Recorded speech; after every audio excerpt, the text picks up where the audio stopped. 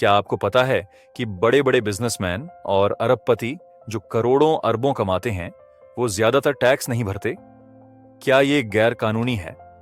नहीं, ये एक गेम है, और जो इस गेम के नियम समझता है वही इसे जीतता है।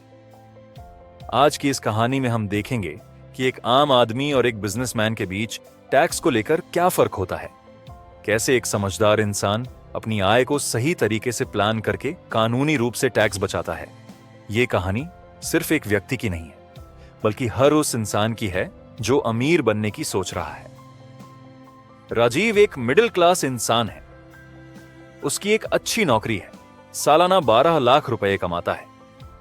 लेकिन जब साल के अंत में टैक्स भरने की बारी आती है तो उसे लगभग 3 लाख रुपए सरकार को देने पड़ते हैं। दूसरी तरफ रोहित नाम का एक बिजनेसमैन है जिसकी सालाना कमाई 5 करोड़ रुपए से भी ज्यादा है, लेकिन वो बहुत कम टैक्स देता है, कभी कभी तो शून्य के बराबर। अब सवाल ये उठता है, ऐसा कैसे? राजीव सोचता है कि यह धोखाधड़ी होगी, लेकिन हकीकत कुछ और ही होती है। आइए जानते हैं कि कैसे काम करता है टैक्स सिस्टम। सरकारी नियमों के अनुसार अगर आप एक नौकरी करते हैं तो आपकी सैलरी पहले टैक्स काटने के बाद ही आपके अकाउंट में आती है।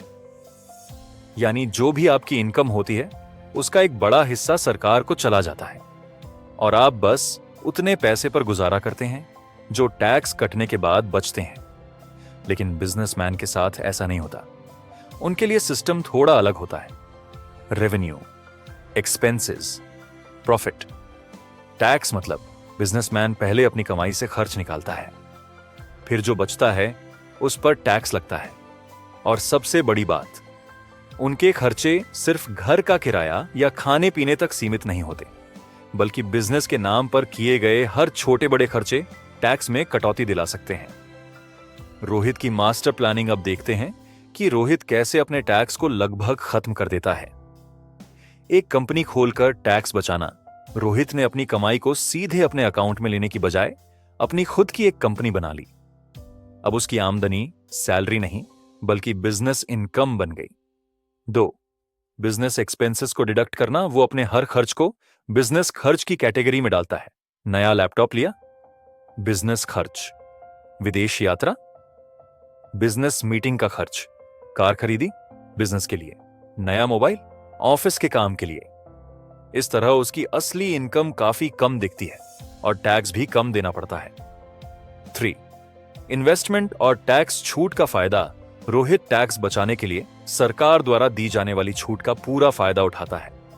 वो अपने पैसे को स्टार्टअप्स में निवेश करता है, सरकारी बॉन्ड्स और म्यूचुअल फंड्स में पैसा लगाता है, रियल एस्टेट में इन्वेस्ट करके टैक्स छूट लेता है।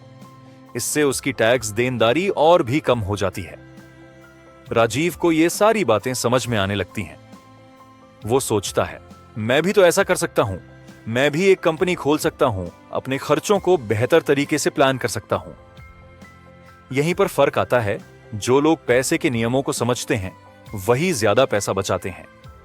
अमीर और गरीब में फर्क, गरीब लोग पहले इनकम कमाते हैं, फिर टैक्स देते हैं और जो बचता है उसे खर्च करते हैं। अमीर लोग पहले इनकम कमाते हैं, फिर खर्च करते हैं और जो बचता है उस पर टैक्स देते हैं।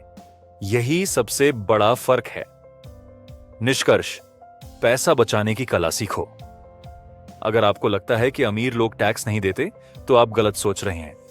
वो बस सिस्टम को अच्छे से समझते हैं और कानूनी रूप से टैक्स बचाते हैं। अगर आप भी पैसा कमाने और बचाने की इस कला को सीखना चाहते हैं तो आपको इन फाइनेंशियल स्ट्रेटजीज को समझना होगा। अमीर बनने के लिए सिर्फ पैसा कमाना जरूरी नहीं, उसे सही तरीके से मैनेज करना भी जरूरी है। अगर आपको ये वीडियो पसंद आई हो तो लाइक करें, शेयर करें और हमारे चैनल को सब्सक्राइब करना न भूलें।